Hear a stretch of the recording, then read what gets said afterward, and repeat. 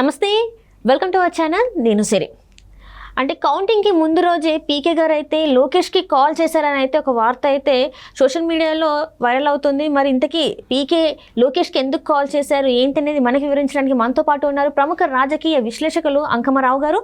నమస్కారం సార్. నమస్తే సార్. ఇప్పుడు చూస్తుంటే ఇంకొక రోజులో మనకి ఏమంటారు, ఏదైతే లెక్కింపు ఉందో ఆ లెక్కింపు మనకి ఇంకొక రోజు అయితే వ్యవధి ఉంది. ఈ ముందే పీకే గారు అయితే లోకేష్ గారికి ఫోన్ చేశారని చెప్పేసి అయితే వార్తలు వస్తున్నాయి. ఇందులో ఎంతవరకు వాస్తవం ఉందంటారు? చేసి ఉండొచ్చు, గతంలో ఉన్న పరిచయాలను దృష్టిలో పెట్టుకొని.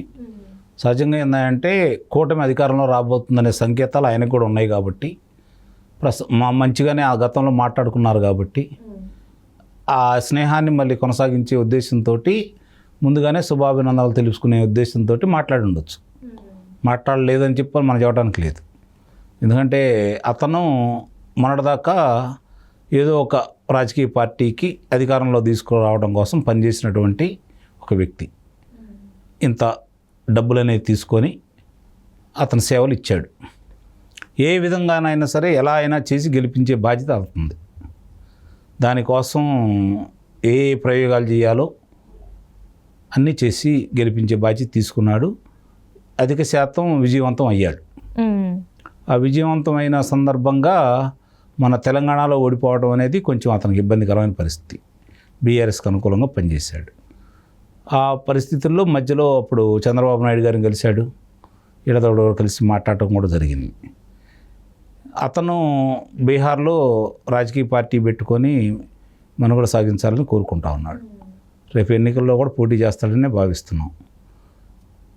ఆ పరిస్థితుల్లో అతను ఎవరికి పనిచేసే పని లేకుండా నేనే ఒక రాజకీయ పార్టీ పెట్టుకున్నాను కాబట్టి వేరే వాళ్ళ దగ్గర పనిచేసే అవసరం ఏముందనేది అతని అభిప్రాయం.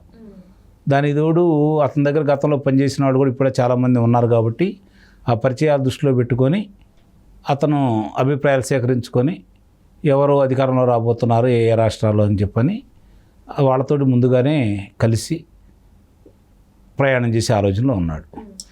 అంటే ఇక్కడ ప్రశాంత్ కిషోర్ గారు గతంలో ఏంటంటే చెప్పారు, వైసీపీకి పని చేసినా కూడా ఈసారి ఎన్నికల ముందు పోలింగ్కి ముందు ఒక టీవీ ఇంటర్వ్యూలో చెప్తూ ఈసారి జగన్మోహన్ రెడ్డి గారి ప్రభుత్వం పడిపోతుంది, వైసీపీకి అన్ని స్థానాలు రావు, అనుకున్న రీతిలో అసలు రానే రావు, 30 నుంచి 40 సీట్లే అని చెప్పడం జరిగింది.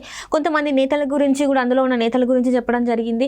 అండ్ ఇప్పుడు మరి ప్రశాంత్ కిషోర్ గారు ఏమంటున్నారంటే కొంతమంది జర్నలిస్టులని కూడా ఆయన మాట్లాడడం జరిగింది. ఏంటంటే నకిలీ జర్నలిస్ట్ ఎలా పడితే అలా మాట్లాడుతున్నారు, ఇండియా కూటమికి 110 నుంచి 110 పైన సీట్లు వస్తాయని కూడా చెప్తున్నట్టు, వాళ్ళు నకిలీగా చెప్పకండి, దొంగ మాటలు మాట్లాడకండి అని చెప్పేసి కొంచెం ఆయన స్పైసీగా అంటే కొంచెం ఘాటుగా విమర్శించడం జరిగింది. ఎందుకు మరి ఇలాంటివి ఇవన్నీ డబ్బులకి అమ్ముడుపోతున్నారంటారా, ఏం జరుగుతుందంటారు? అసలు ఈయన ప్రజాసేవ చేశాడా, లేకపోతే ఇప్పుడు దాకా ఏదో స్వచ్ఛంద సంస్థలు నడిపాడా, వృద్ధాశ్రమాలు నడిపారా, లేకపోతే ఉద్యమాలు చేశాడా? లేదు కదా.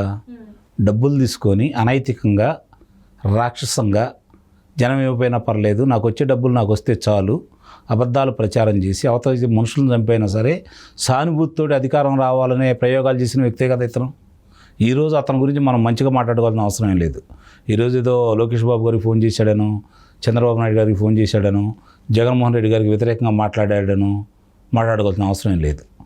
మనిషిగా అతను అసలు ఎప్పుడూ పరిగణలో తీసుకోవాల్సిన అవసరం లేదు. భక్తు వ్యాపార వ్యక్తి అతను. డబ్బు కోసం ఏమైనా ఉచ్చనీశాలు మర్చిపోయి చేసే వ్యక్తి అతను. అందులో ఎలాంటి సందేహం కూడా ఏం లేదు. అంటే ఈ డబ్బుల వల్లనే చెడిపోయిందంటారా జగన్మోహన్ రెడ్డి గారికి, ప్రశాంత్ కిషోర్ గారికి? నిస్సందేహంగా ఆర్థిక లావాదేవీల్లో తేడాలు వచ్చిన మాట మాత్రం వాస్తవం. రెండోది ఏంటంటే అధికారంలో ఈరోజు తెలుగుదేశం పార్టీ లేదు కదా. గతంలో తెలుగుదేశం పార్టీ అధికారంలో 2014 నుంచి 2019 వరకు అధికారంలో ఉన్న వాళ్ళ మీద అబాండాలు వేస్తూ, తప్పుడు రాతలు రాయిస్తూ, తప్పుడు ప్రచారాలు చేస్తూ, అబద్ధాలను ప్రచారం చేస్తూ, అదే నిజమని నమ్మించే క్రమంలో రోజుకొక ప్రచారాన్ని తెర మీదకు తీసుకొస్తూ దాని గురించి వాళ్ళు ఆలోచించుకునేసరికి ఇంకో ప్రచారాన్ని తీసుకొచ్చేసి ప్రజల మనసుల్లో వాళ్ళ సమాధానాలు రాకపోతే నిజమే కావాలనే అభిప్రాయాన్ని కలగజేసిన దాంట్లో విజయవంతం అయ్యారు కదా వీళ్ళు. అట్లాని ప్రయోగం చేసే కదా ఆ రోజు తెలుగుదేశం పార్టీ మీద అన్ని అబండాలు మోపింది. మరి వాళ్ళు మోపిన అబండాలలో 5 సంవత్సరాల కాలంలో ఒకటి కూడా ఇది నిజమని చెప్పిన వాళ్ళు నిరూపించలేకపోయారు కదా. ఇప్పుడు మళ్ళీ ఏ విధంగా మాట్లాడతారు ప్రతిపక్షాల గురించి? వాళ్ళు అధికారంలో ఉంది వీళ్ళు, అధికారంలో ఉంది వీళ్ళే కదా. ప్రతిపక్షంలో ఉండాలి, తప్పుల గురించి వీళ్ళు ఏం మాట్లాడతారు? వాళ్ళు ఏమైనా పెత్తనం చేస్తున్నారా? లేకపోతే వీళ్ళకే కదా. కాబట్టి ఇప్పుడు అవతరాల గురించి ఇంకేం చెప్తాడు? వాళ్ళకేమో ఈయన చెప్పినట్టు లేకపోతే బాబాయ్ గారిని చంపేసేయండి, లేకపోతే మీ బంధువులను చంపేసేయండి, మీకు సానుభూతి వస్తుంది, లేకపోతే కోడికత్తి ఆ రోజు ప్రయోగం జరిగింది, లేకపోతే ఇప్పుడు మీరు కొబ్బరికాయల నరికే కత్తిని తీసుకొని కొట్టించుకోండి, ఎట్లనే చేయించుకోవడానికి సిద్ధంగా లేడు కదా చంద్రబాబు నాయుడు గారు. కాబట్టి ఏం చేయాలి అతను? అంటే ఏదో ఒక రకంగా చంద్రబాబు నాయుడు గారికి కూడా దగ్గర అవ్వాలని ప్రయత్నం చేశారంటారా మరి ప్రశాంత్ కిషోర్? అతను రాజకీయ పార్టీ పెట్టుకున్నాడు కాబట్టి వీటన్నిటికి దూరంగా ఉన్నాడనే చెబుతున్నాడు అతను. అందుట్లో ఎలాంటి సందేహం కూడా లేదు. సలహాలు అమ్ముకోవడానికి దూరంగా ఉండవటే దగ్గర ఉండవటం ఒకటే కదా. పని చేయించడం వేరు, సలహాలు ఇవ్వటం కూడా వేరే కదా. ఆ సలహాలు కూడా ఇన్ని పరిస్థితులు లేరు కదా. అది ఇక్కడ వచ్చిన వ్యత్యాసం అది అనమాట. కాబట్టి ఇప్పుడు తెలుగుదేశం పార్టీ గురించి ఏం మాట్లాడుకుంటారు? మాట్లాడుకునేదన్నీ జగన్మోహన్ రెడ్డి గారి ప్రభుత్వం గురించి, జగన్మోహన్ రెడ్డి గారి గురించే కదా. ఆయన నిర్ణయాలే కదా. ఆ నిర్ణయాలు ప్రజలకు కంటగింపుగా ఉన్నాయని చెప్పని అందరికీ అర్థమైపోయింది కాబట్టి, ప్రజల్లో తిరుగుబాటు వచ్చిందని చెప్పని అందరూ తెలుసుకున్నారు కాబట్టి, ఈరోజు అందరూ కలిసి జగన్మోహన్ రెడ్డి గారు ఓడిపోతున్నారని చెప్పి చెప్పడానికి అవకాశం దొరికింది. అభివృద్ధి లేదు, గతంలో అభివృద్ధి చేసినా కూడా ఏమీ జరగలేదని చెప్పి ప్రచారం చేస్తే ప్రజలు నమ్మారు. కళ్ళ ముందు చూసింది కూడా కాదని ఎట్లా నమ్మారని ఇప్పుడు కూడా అర్థం కాని పరిస్థితి. మరి ఇప్పుడు ఏమీ లేకపోయినప్పుడు ఇంకా వీళ్ళు చెప్పుకోవడానికి ఏముంది? మీ పని చేసామని చెప్పుకోవడానికి ఏం లేదు, సంక్షేమ పథకాలు తప్ప. కాబట్టి వీళ్ళకి ఏం కనపట్టలేదు కాబట్టి వ్యతిరేకత అర్థమవుతుంది. సంక్షేమం ఒకటే ఓట్లు రాలుస్తాయి అంటే మిగిలిన వాళ్ళందరూ అదే పని చేస్తారు కదా. కాబట్టి అదే ప్రామాణికం కాదు కదా ఎప్పుడు కూడా. సంక్షేమంతో పాటు సంపద సృష్టించే మార్గాలు ఎన్నుకొని అభివృద్ధి పదంలో నడుస్తూ ఉంటే, రెండు సమంగా ముందుకెళ్ళిపోతూ ఉంటే, అటు సంక్షేమం తీసుకునేవాళ్ళు తృప్తిగా ఉంటారు, ఎవరైతే డబ్బులు కట్టి పన్నులు చెల్లించేవాళ్ళు తృప్తిగా ఉంటారు. కాబట్టి రెండు సమానంగా వెళ్తాయి అనుకోండి, ఇబ్బంది లేకుండా నడిచిపోతూనే ఉంటుంది.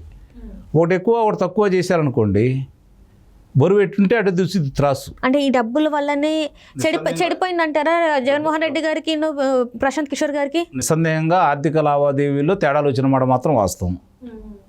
రెండోది ఏంటంటే అధికారంలో ఈరోజు తెలుగుదేశం పార్టీ లేదు కదా. గతంలో తెలుగుదేశం పార్టీ అధికారంలో 2014 నుంచి 2019 వరకు అధికారంలో ఉన్న వాళ్ళ మీద అబాండాలు వేస్తూ, తప్పుడు రాతలు రాయిస్తూ, తప్పుడు ప్రచారాలు చేస్తూ, అబద్ధాలను ప్రచారం చేస్తూ, అదే నిజమని నమ్మించే క్రమంలో రోజుకొక ప్రచారాన్ని తెర మీదకు తీసుకొస్తూ, దాని గురించి వాళ్ళు ఆలోచించుకునేసరికి ఇంకో ప్రచారాన్ని తీసుకొచ్చేసి ప్రజల మనసుల్లో వాళ్ళ సమాధానాలు రాకపోతే నిజమే కావాలనే అభిప్రాయాన్ని కలగజేసిన దాంట్లో విజయవంతం అయ్యారు కదా వీళ్ళు. అవును సార్. ఇప్పుడు బరువు ఎట్లా ఉంది? జగన్మోహన్ రెడ్డి గారికి వ్యతిరేకంగా ఉంది. కాబట్టి దాన్ని ఎంత లేపాలన్నా కూడా ఆ స్థాయిలో బరువు యువతలు పడితేనే కదా. కాబట్టి అక్కడ పట్టలేదు కాబట్టి వ్యత్యాసం రోజు రోజుకి పెరిగిపోతూ ఉంది. అది ఇప్పుడు ఎవరైతే ఓట్లు వేస్తారో అవన్నీ కూడా ఈవీఎంలో నిక్షిప్తమై ఉన్నాయి కాబట్టి నేను చెప్తేనో మీరు చెప్తేనో అభిప్రాయాలు అయితే మారవు.